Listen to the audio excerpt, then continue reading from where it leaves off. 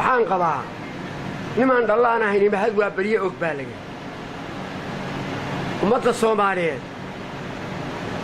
waxayna ogeyn in si kastaba laga helo balse nasiib darro makiya maanta aniga ii soo tirsanaysa oo dhulkayga hore haysata waxayna ku darin dawladayadu xiriirkii waan u goynay ana abwaanada afkooda ku hadlay ana Kenya xiriirka u gooy waa dagaalamayna dalkayaan ka dagaalamayna tollaay Soomaaliyeed tollaay dawladayda tollaay ciidankayga geesigaado tollaay ama maanta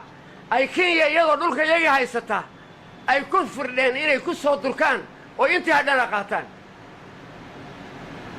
waxaan leeyahay ninka dhoofayow joog ninkii dhuuntada soo bax ninka dhagalo oo hadal dhufays nin qotay waa fulaya dhammaanteen weerar baanahay dhulkayaga waa u dhimanaynaa weliba waxaan doonayaa boqol aan anigu ku jiro in loo diro wax macno oo ileeyihiin ma laha caqligay ka guran yihiin aragay ka guran yihiin saaxiibnimaday ka guran yihiin taariikhday ka guran yihiin Kenya dalkayaga iyagoo haysta in afdiyadu maxay dhowranaysaa meena dalkan lahayn waxaan leeyahay dawladayadu waa inay si degdega codka shacabka raacdo oo Kenya ugu geyso calaaqaad si degdegana waa inay u dagaal gasho daraarta afraadna waa inay Nairobi tagaan ciidamayadu oo qabsadaan adduunkana waxaan u sheegaynaa caalamka inay gardarradu nagu badan tahay waxay oran jireen unadu ama la sheegi jiray waxay oran jireen dawlad xor ah lama weerari karo waana la weeraray maxay ka hadleen kamay hadlin waxay u hadlaan kristanka waxay ka hadlaan muslimka anagu bariga Afrika waanu isnaqaanaa isma dhuumarayna galbeedkeeda xitaa isma dhaqaano waxaan leeyahay ummadda Soomaaliyeed dhammaan qoriga ha qaateen ciidamada iyo ha dagaalameen waan ka adagnahay waan ka ridanaynaa dhulkayaga xasan sheekh xitaa waxaan leeyahay ha qaata tuutaha gudoomiyaha baarlamaanku tuutaha ha qaato ra'iisul wasaaruhu tuutaha ha qaato ha jahadano hana horkiceen kama dheelayno kamana maqlayno cid shacabkayagu waa la dagaalamayna dhulkayaga wixii soo gala waxaan ka codsanayaa inay shacabka dhagiisu maqlaan si degdeg ah inay calaaqaadka ugu gooyaan oo xasan sheekhna hormaro isagoo tuuta qaba oo baarlamaanku ay dhaataan oo ciidankayagu janaanadayadii asalka ah ay wada kacaane dhigi jiray imaamka iyo meesha laga gelay waxaan leeyahay tani waxa weeye daandaansigii ugu batay tanta waxa weeye nafta iska qaad marka dee nafta magac ku qaada noloshii dhibaatale waxa dhaanta geerida waxaa weeye waxaan ka codsanayaa shacabka Soomaaliyeed dhammaan inay iska xaadiriyaan dhalinyartooda militariga iyo bilayska ciidamada inay iska xaadiriyaan oo qaataan away warankeeni away toorideeni amay falaadheeni teknika cusub baan leenahay oo ina lahayn oo laga dhaawac kacay dhammaan rag iyo dumar waa inaynu soo jeedno dawladayada waxaanu sugnaa waxa weeye intay ku dhawaaqayso gala dagaalka ayna horkacayso waxaan leenahay anagoo golaha amaaninta ah oo afayeenka ummadda haddaan la isxaqirayn iyo wariyaasha iyo dhalinyartan warfidiyaasha ah ee noo yimid intaba qiira wada haysa tollaayo magacaybi ma maanta aanu soo joogay inay Kenya dhulkayga soo gashay inta hadda ay qaadato yaan u jeedo ayaan u joogay geerida xun iga raagtay baan nabaxay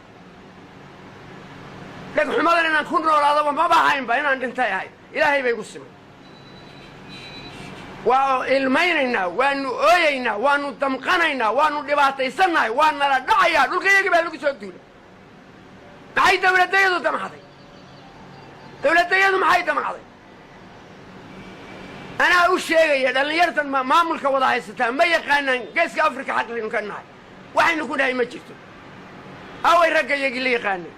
away jannadaydeeda dhammaan waa inay galaan weerarka waxay soo dhawaysay tani NFD inay degdeg u dhiibaan ayay soo dhawaysay waa dhulkayagii Kenya adduunyadaanu iyadaa noo dhiibtay Ingiriis baa noo dhiibay ونكدر على مينا حراء الدنيا لما تشيروا وحاول تليه نمن كريستنا أيو تليه أو واحد دونا كيالا تلكيابو وحكلا قعان بها إن فدي وإن يقعان تيدا سوقشو يدا الله يسكمها يا حدود كان يرئيو سيلك أي دقان إيو أدوانت الرأي هذا إيو وحن سورة قلين إيو وحن عقل قحون إيو وحن محكمة قراتادا أهيو وحن كوكوري مارتا هيلبك عايرين إيو وحي قراني أنبا مالي waxay soo dhaweeyeen in inafdhiig gacantayada soo gasho ayay soo dhaweeyeen dadka inafdhiina waxaan ka codsanayaa inay idin dhabto arrinta lagu kacayaa waxaad iskoolka u dhiganaysaan ee laydinkaga baqayaa ee dawladda u tihiin ee waxay tihiin waa garabkiina la joogay cidina idinma danayseen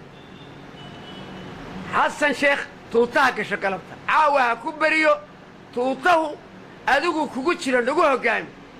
ma toliid ma soomaali liid ما عيدا ليد ما دلنيرا ليد ما هوب ليد ما دقال ليد وحكاات كبقيسا ما جيرو نهرمر waxaan ku soo gabagabeynaya hadal ma garanay nolosha xun ay ugu sintay inaan maanta soo ceebta ayaa ay batay waxaan leeyahay dhalinyarta Soomaaliyeed kaca dhammaantiin istaaga qaadkooda gooya diyaaradahooda gooya waxa la ka yimaada guba shaqaalaha inaga jooga guba la dagaalama waxaan leeyahay aan ku soo gabagabeynaya kollay baarlamaankayagu si degdeg u shiray iyo dawladayadu